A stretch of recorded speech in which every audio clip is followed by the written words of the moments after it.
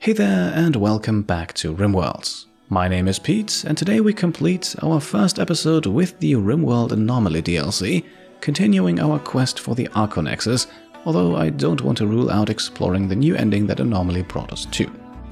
Now this series picks up right where the last one left off, although it is very much a fresh start for the 5 pawns we have chosen. Still, to quickly get you back up to speed, we have just left behind the tropical rainforest and the charitable vampire-venerating Believers of Boyo. If you have not watched that series yet, then feel free to catch up on the events leading up to today. The series is only 23 episodes long. And if you want to catch up on the very first chapter of this journey, then check out the Ideology series with the Cult of Jinx. You can find links to everything down below. With that being said, in the grand finale of our adventure with the Believers of Boyo, we selected 5 pawns to leave the underground mountain base of Red Chapel. In exchange, they received the second of 3 maps to the mysterious archonexus. Ultimately, that is what we are trying to find, but for now the 5 pawns we have chosen will have much more pressing challenges waiting for them. And those 5 pawns are Ellie, the first child of the Believers of Boyo, now 13 years old and considered an adult.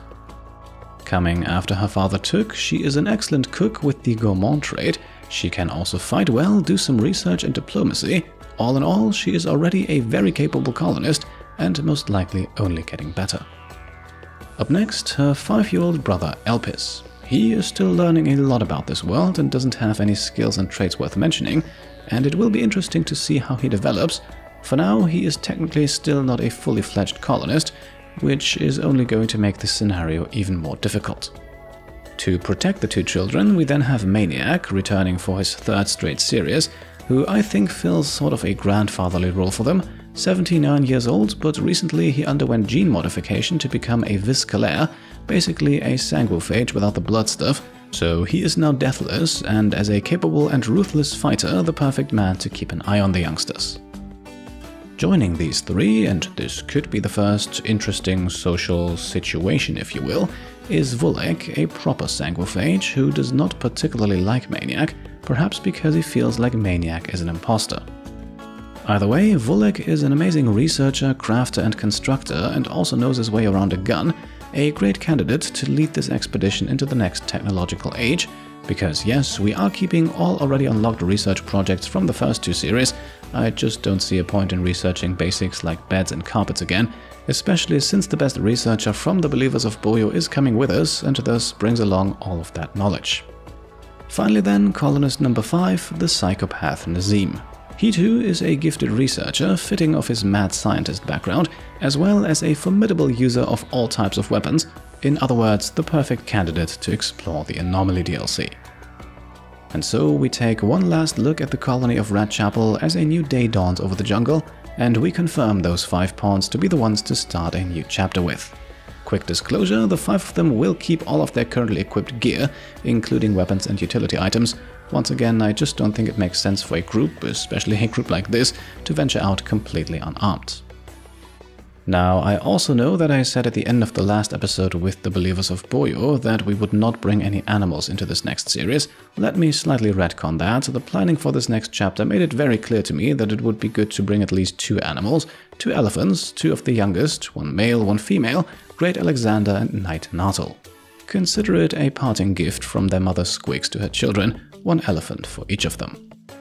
If you have watched that last series, you also already know that we are bringing along a powerful Persona Plasma Sword with the Psychic Hypersensitizer and Calm Thoughts traits, although it is not yet decided who's going to wield it.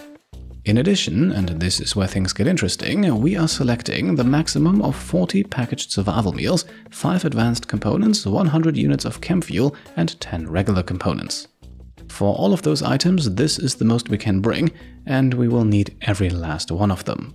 Why? Well, because after 4 Rimworld series on this channel, I think it is finally time to explore a biome that is so hostile, so deadly that many consider it unplayable, the sea ice.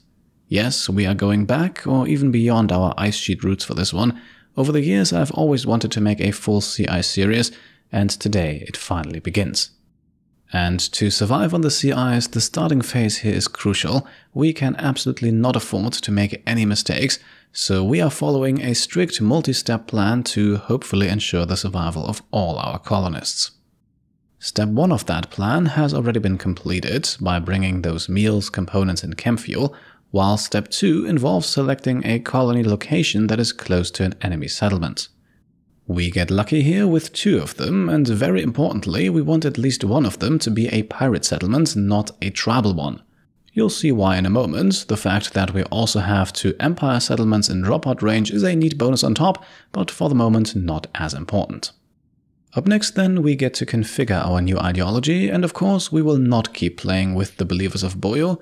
Instead, we will create ourselves a brand new fluid ideology centered around, and I think this is no surprise, the transhumanist meme. This was already a very popular choice during that last series, and I think it fits well for our 5 pawns. After all, most of them have a strong affinity for research and technology. And so, let me introduce you to the Paragons of Pandroth, named after Patreon supporter Pandroth, because of course we will continue with the old tradition of naming everything and everyone in this series after a patron in the naming rights tier and above. So if that's something that you're interested in, feel free to check out my Patreon page, link on screen and down below. Now, the Paragons of Pandroth, of course, come with their own narrative, and it reads as follows. What good is helping others if you are limited by the shackles of the human condition? No longer content with the limitations of the organic form, the Paragons of Pandroth see augmentation and enhancement as the key to unlocking humanity's true potential. They find their purpose in the pursuit of technological ascension, turning their focus inward, seeking to transcend the frailties of the human body, and embracing a future where biology and technology intertwine seamlessly. As a result, the Paragons of Pandroth seek to actively modify their body, reverse their biological age, and use technologies like biosculpting, neural supercharging, and sleep acceleration. We will explore all of that and more in due time. Apart from that, the rest of the precepts here is pretty harmless. Executions, organ harvesting, and slavery are still frowned upon. The only thing of note, perhaps, is that because of the transhumanist meme, our pawns won't have issues with eating nutrient-paced meals, something that might come in handy on the sea ice. For our roles then, as usual, we have a leader, the Archo-Lord or Archo-Lady, depending on who we elect into this position, a moral guide, the Transcendent One, and a research specialist, the Mind of Pandroth, who receives a 70% bonus to research and hacking speed. For rituals, we start with only one, the Pandrothian Party's social festival, and successfully completing it will reveal an ancient complex nearby, usually not the most intriguing reward, but on the sea ice a potentially valuable source of materials. Other than that, nothing else too crazy here, a kneel sheet and a small altar to get us started, and our Paragons will also want to use ultra-tech weapons as part of their technological ascension. These include persona weapons and their non-persona counterparts, as well as the L-Tech staff, so not a whole lot to choose from and all of it are melee weapons, but I think that makes it even more interesting. And with that, let's get to it. Let's embark on a new adventure. New challenges await as we head out to the sea ice with Rimworld Anomaly.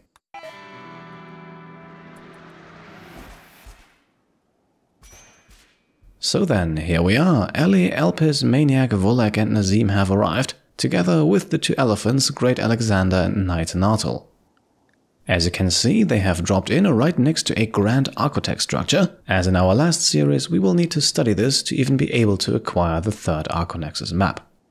Speaking of map, let's take a look at what else we have around, and honestly it's not much. 3 snow hares that we could hunt for food, but we're not going to. That would only cost us valuable time, and without a butcher table they wouldn't yield much meat anyway. To the southeast, meanwhile, we have 2 important points of interest. First, an ancient exostrata midsection, this one containing an ancient mechanoid transponder. All of that part of the biotech DLC, and it will come in handy sooner than you might think. It is not the only point of interest, however. Right next to it we have a fallen monolith, and this will most likely mark the beginnings of our adventures with the Anomaly DLC, described here as twisting lines carved into the surface from a disturbing pattern. I think that makes the tone of that DLC quite clear right from the beginning. Now, for us, it is time to get going. One quick note though before we begin, that Persona Monosword we have brought with us has now received the name Renegade, after Patreon supporter Renegade 3003. And for what comes next, we need to put it and all the stuff we have brought into a stockpile. And yes, we are planning to leave some of the goods out here in the cold for some time. They will deteriorate, but not that quickly. And well, at the moment we don't really have any other choices anyway, considering that we have not brought with us a single block of building materials. And that is why we are now immediately continuing with the next step of our big master plan. Let's form a caravan to attack the Waster pirate base that is located close to our home. As you can see here, travel time is estimated to be 4.7 days, but with the elephants it's much quicker. Even if we take some items with us, these here are incredibly important, 72 units of chem fuel and 4 components.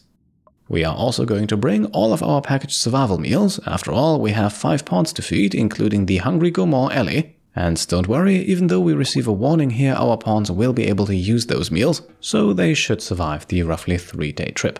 Before we can leave, however, the game asks us to name our faction, and let's not get too complicated with this, we'll name it the Paragons of Pandroth. Keep in mind that we also still need to name our settlement later, and I think it does get a bit confusing with different names for settlement, ideology and faction. In any case, our adventuring party makes it off the map in the very early morning hours. I hope that at least for the next few days, temperatures should not be an issue with around minus 20 degrees Celsius. While we don't have warm parkas on anyone but Elpis, our gear is good enough for the moment. The real issue, I think, will become food, especially gourmand Ellie should carve through our meals quite quickly. By the way, our elephants will unfortunately not be fed during this journey. I'll be honest, their survival out here on the sea ice will be a constant dance with death, but I do plan on keeping them alive for as long as possible. Travel day 2 meanwhile remains uneventful. We should be at our destination in about 1 more day. I had actually also hoped that our caravan might get ambushed along the way. With 5 pawns and 2 animals, we have a visibility of over 100%, so the chance is definitely there for enemies or manhunters to find us.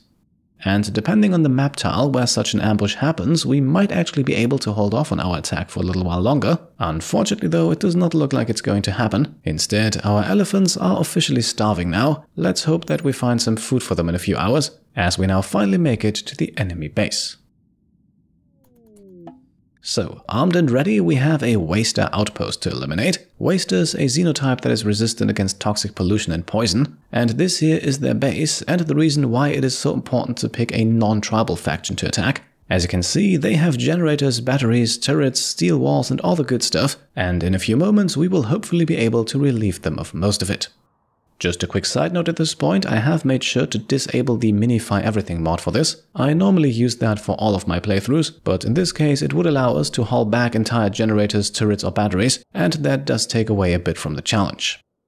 And speaking of challenge, we do also have a few enemies to eliminate. 9 are currently visible, but I assume we have a few more hiding in the buildings. And well, we do have an ace up our sleeve, and it comes in the form of an orbital bombardment targeter. An item that I believe we acquired all the way back with the Cult of Jinx. We haven't used it yet, but today is the day, otherwise this could become a pretty messy fight.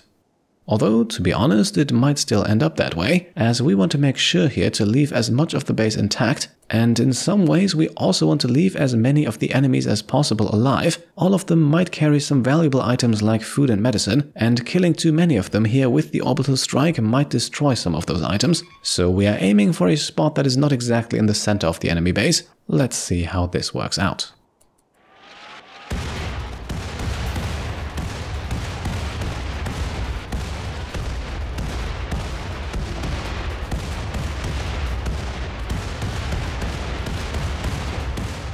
Alright, so a good amount of destruction. We killed some enemies, but also left plenty of them alive. Some of them have injuries, others are still at full health. And as you can see, we have Volek over on the left side, somewhat isolated, trying to draw some of the enemy fire. The simple reason for that is that as a Sanguiphage he will heal quickly, so a few injuries shouldn't hurt him too much, and it will ease the load for the rest of our party, which includes our 2 children. Especially Elpis should of course not get shot at if we can somehow avoid it.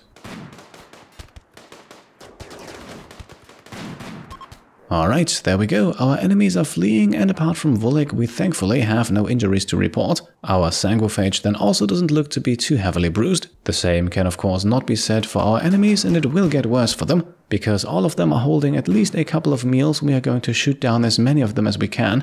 Yeah, I know, certainly not the way the Believers of Boyo would have done it, but this is about the survival of our young faction. Not to mention that Sanguiphage Volek is the one to do most of the dirty work, using his hemogen powers to hunt down the last of the survivors here. And just before they can reach the edge of the map, they go down too, dropping 3 more meals or a day's worth of food for Ellie. Now at this point, to officially clear the base and to be able to reform our caravan, we also still need to take out the turrets, but that's what our sharpshooters Maniac and Nazim are for. Volek meanwhile can now replenish some of his lost hemogen by feeding on the fallen, and of course, you can see it here, this will seriously harm our subject, not that Volek would be too concerned about that at this point. In fact, he will even feed on them a second time and this will kill them, however it does get his hemogen up to a slightly more comfortable level. Making our way deeper into the enemy base, we have now also found another pirate who is somehow still considered hostile. Together with Ellie and Elpis, however, Volek can quickly take them out. And just like that, the base is now officially considered destroyed and we receive faction relation bonuses with pretty much all of the factions in this world. Keep in mind though that a destroyed base is not the same as a cleared base. We do unfortunately still need to destroy those remaining 2 turrets. Still, at this point, we can already claim pretty much everything in the vicinity, and we also want to allow it. That will make deconstructing and gathering resources a bit easier later. Now at this point, we'll have Volek repair the wall of that building in the lower right corner here. That one is largely still intact and should therefore make for a good spot to spend the night, especially since we can also install a few of the already existing heaters to make it nice and comfortable. With the wall put up, Volek then goes to blood feed on another enemy, getting himself shot in the process. Thankfully though it doesn't hurt him, the enemy meanwhile falls dead. Maniac and Nazim have now also officially destroyed the last turret and that means the map is considered cleared, so at this point we could reform our caravan and head back home. However, it is the middle of the night, so they would spend the beginning hours of their trip sleeping anyway, something that this room right here seems much better suited for. Our elephants are also unfortunately both still starving, but that is another problem that will shortly be taken care of.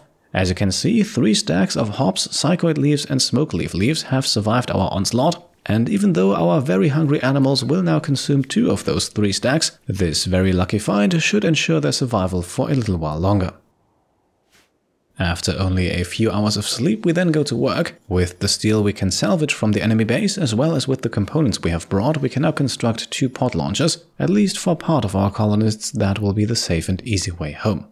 And yes, I know that we could now technically stay here for the next 3.5 days, maybe even longer depending on the raid that arrives, but it wouldn't really be a sea ice playthrough if we spend most of our time not actually playing on the sea ice. The raid here absolutely necessary, otherwise we would have no way of getting steel. But staying here for longer to potentially also build stuff like sun lamps or hydroponics to produce a first batch of meals, that feels a bit cheesy, so we will just grab as much as we can here and then head back home.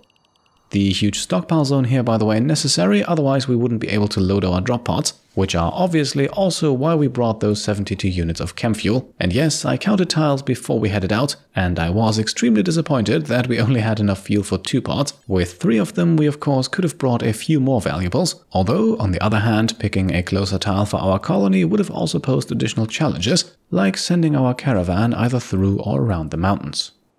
And so, as Ellie here fuels the last drop pod, we are almost good to go, but not quite yet, as we do have an Arctic wolf on the map, and even though the same limitations regarding a butcher table still apply, we should be able to obtain at least a decent amount of meat from it, enough for perhaps a handful of meals, keeping 1 or 2 colonists fed for 1 or 2 days. In the meantime, Maniac busy doing what he does best, no, not shooting things, but mining components. A conveniently placed vein here allows us to obtain just what we need, and with that we are now ready to load our pods. Heading back home the fast way will be Ellie and Volek, leaving enough room in the pods to bring 6 meals, 17 components, 279 units of steel, 35 units of wood, and that's it. These goods will now have to last Ellie and Volek for the next 3 days or so, and unfortunately we do need to bring at least 270 units of steel, otherwise our plan falls apart and we could get stuck, which could potentially mark the end of this playthrough. So, while the pods are being loaded, Ellie slaughters the wolf for 44 units of meat. Not terribly much by any means, but it might help us survive for another day.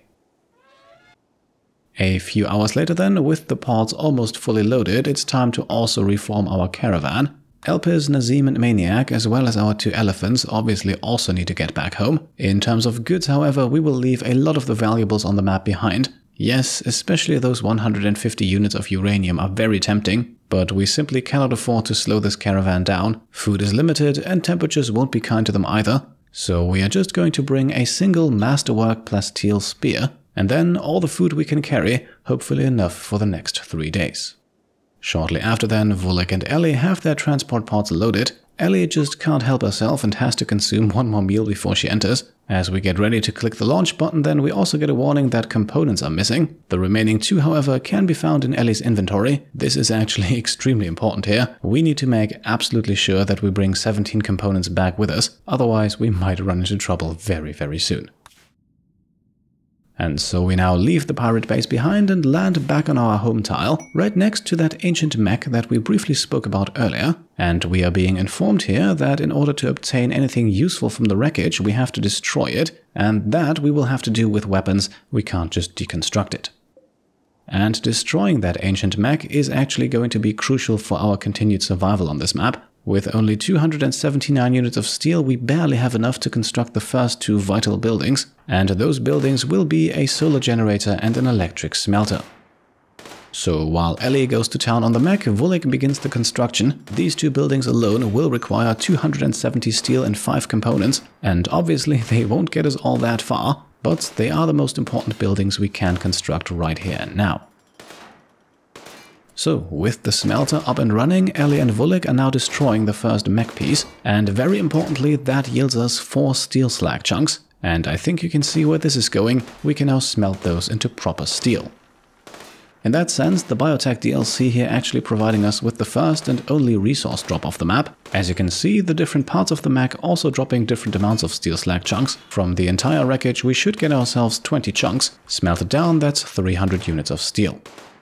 And so we work all the way to the early morning hours to obtain enough for a small shelter. On her way back to the old stockpile, Ellie also passes by the fallen monolith. For now, it doesn't do anything, but it also says here that we could learn more by investigating it. For the moment though, let's stay focused on the task at hand. A provisional shelter is quickly erected, and with that we now at least have a roof to sleep under.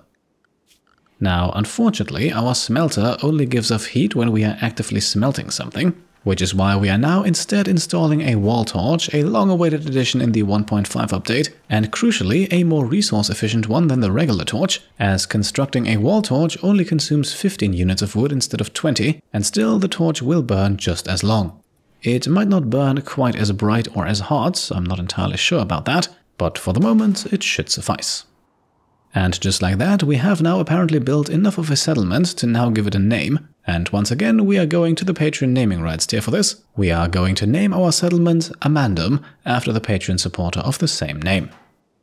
So, Amandum of the Paragons of Pandroth, although currently only inhabited by 2 of them, who have their work for the next few hours cut out for them. After a long-awaited meal for Ellie, then it is time for our night owl to head off to bed. That night owl trait of hers is actually a very good way of keeping her happy for the moment. While she's awake at night, she gets a mood bonus, and during the day she's asleep and therefore can't suffer mental breaks. Still, as you can see, her mood is at absolutely critical levels. In Vulek's case, we are definitely benefiting from the optimist trait, as we really do not want a very capable sanguiphage to break. A small surprise then for our caravan on their return trip. Now we get the ambush that I had been waiting for on that first journey. It's only 2 cats though, so hopefully not too much trouble.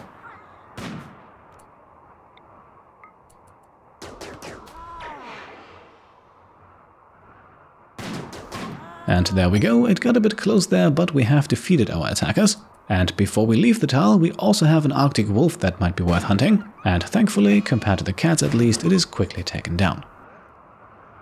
Back home on the sea ice meanwhile, Vulek is dealing the final blows to the exostrata midsection, and with the ancient mech about to explode, it might be high time to get out of the way, and in Vulek's case it might actually also be a good idea to break a line of sight. After all, we do not want him to suffer a fire-related mental break at this point, although out here on the sea ice the flames will thankfully die down quickly. In the midst of the inferno, we then also uncover the mechanoid transponder. That one, however, is fireproof and will not burn away, and the same is also true for the 11 remaining steel slag chunks over here.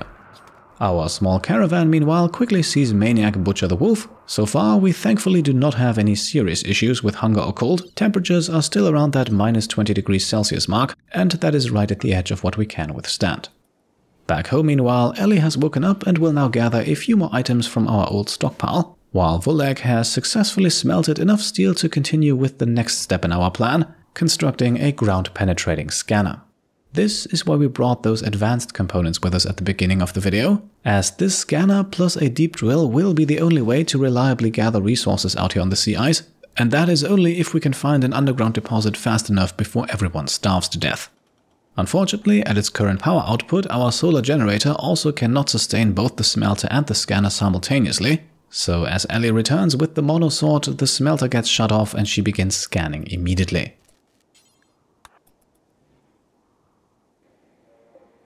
After a few hours of rest, it is time for Volek to take over. His intellectual skill of 20 thankfully gives him a scanning speed of 238%, so on average he should find something every day or so. Let's hope that it's a little sooner.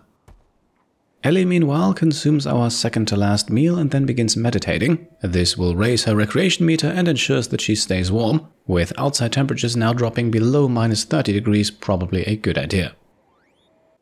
A few moments later then, Volek follows suit, although mood is less of an issue with him. Afterwards, he can quickly roof over our stockpile just to slow down deterioration. We will most likely use everything in here before that becomes a serious issue, but it doesn't take long and it helps us stay on the safe side.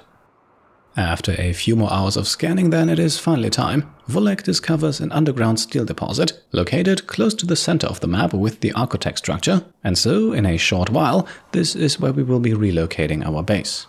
First of all though, let's use the smelter to smelt all of that remaining steel. A very hungry Ellie now also consumes our last meal, and afterwards we begin the deconstruction of our facilities. This is unfortunately necessary because we need just a little bit more steel than we currently have. With the disassembly of the smelter we now have close to 200 units and we also regain a component, and all of those materials will now be used to erect shelter number 2. Now the most important part is to wall it off and get it heated as quickly as possible. Outside temperatures are now at -40 degrees Celsius, so hypothermia is about to become a massive problem. Full disclosure then, we are using Minify Everything to carry the wall torch from one shelter to the other. To my knowledge, in vanilla Rimworld that is not possible, so it gives us a slight advantage here, but one that I believe is fair game. After all, it's just a torch. It does make sense that we're able to move it from one wall to another. Now, as you can see, both our colonists here are currently suffering from hypothermia, and with Volek taking care of the construction project, Ellie will stay inside for now. It will take some time until our small shelter here warms up sufficiently, and once we have enough steel, we will probably also double wall it, but for now we'll just have to make do with what we have. And what we have is the rather timely arrival, I would say, of 2 tribal visitors. They are friendlies, at least for now, both of them fairly well equipped for the cold temperatures and also carrying some pemmican, and unfortunately that kind of forces our hand here. Yes, our caravan is due to return in a day or so, but we are out of food and it's getting colder and colder, so Volek and Ellie here cannot afford to hesitate. As you can see, the first wanderer goes down quickly, and I imagine the same will be true for number 2.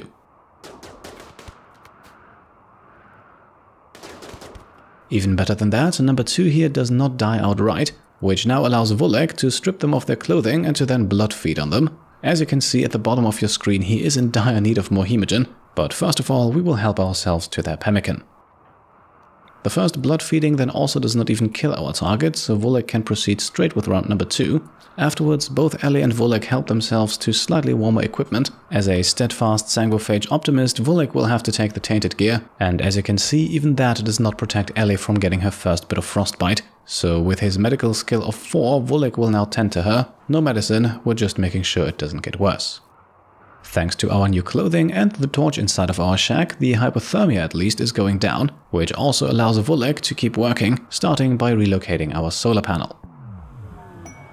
Randy also decides to smile upon us with a psychic soothe for all females, so hopefully this keeps Ellie's mood stable for a while. There is, after all, enough reason to be happy. Our caravan has finally arrived back home. Although not in a great state, Great Alexander here already down from hypothermia. As you can see, malnutrition is also an issue, and it's not just our elephants who are suffering, both Maniac and Nazim also have hypothermia. The only one not affected is Elpis, thanks to a Thrombofur Parker. So let's hope that everyone can make it back to the safety of our small shelter in time.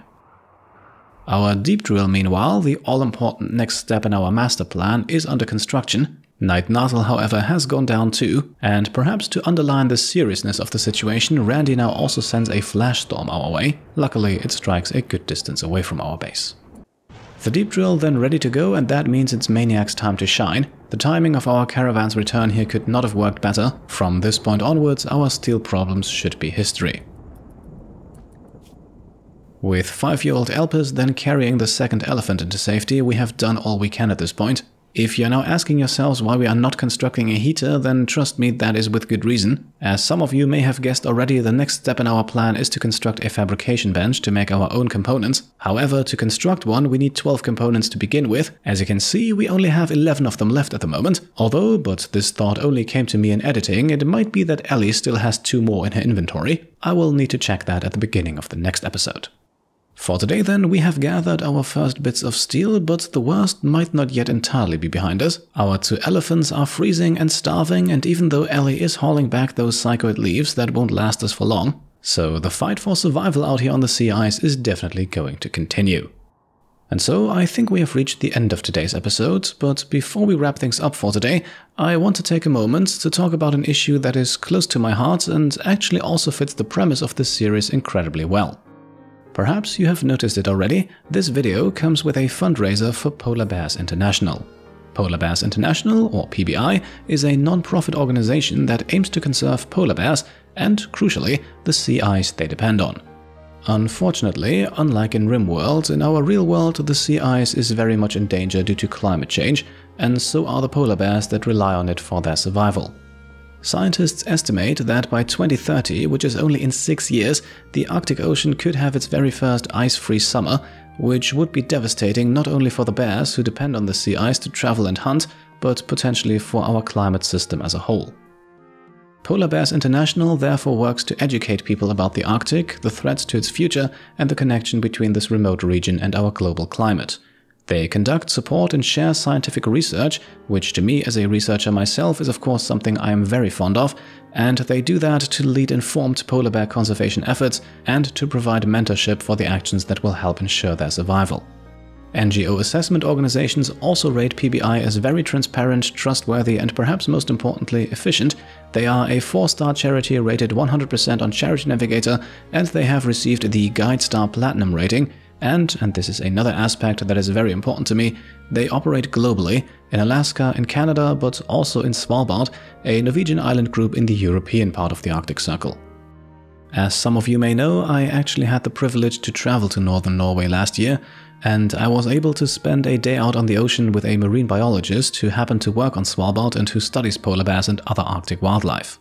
And to hear directly how dire the situation is from someone who works on the frontier, if you will, but who at the same time was incredibly optimistic that we can do something about this and that it's not too late, that really inspired me. And I guess this small fundraiser is my humble way of at least trying to give something back to these incredibly committed people and show them that they are not alone in their efforts. So let's help them conserve polar bears and their sea ice. I'd be very happy if you considered a small donation. And I'll go one step further, I'm actually making a pledge here to match donations until we reach a total of $250 US, effectively doubling that amount. Let's see if we can reach that until the next episode, or maybe even go beyond. Of course, you are also free to donate directly through the official PBI website if you so choose. You can find a link to that down below. So at this point, I guess all I have left to say is thank you for listening to something that is for a change not related to video games at all, but maybe we can use this platform and this community to foster a little change ourselves. And with that, let's make the cut for today. I hope you enjoyed this first episode of Rimworld Anomaly on the Sea Ice, and if you did, then I would be very happy if you could leave a thumbs up. If you like what I'm doing and want to support me and my channel further, then of course you can go ahead and subscribe to stay up to date and get notified when the next episode goes up. You can also grab some merch over on shop.petecomplete.com or support me over on Patreon and perhaps get naming rights for a character or an item in this series. And for this series in particular, you can now also support the polar bears. Thank you all for watching, and I'll see you next time. Cheers.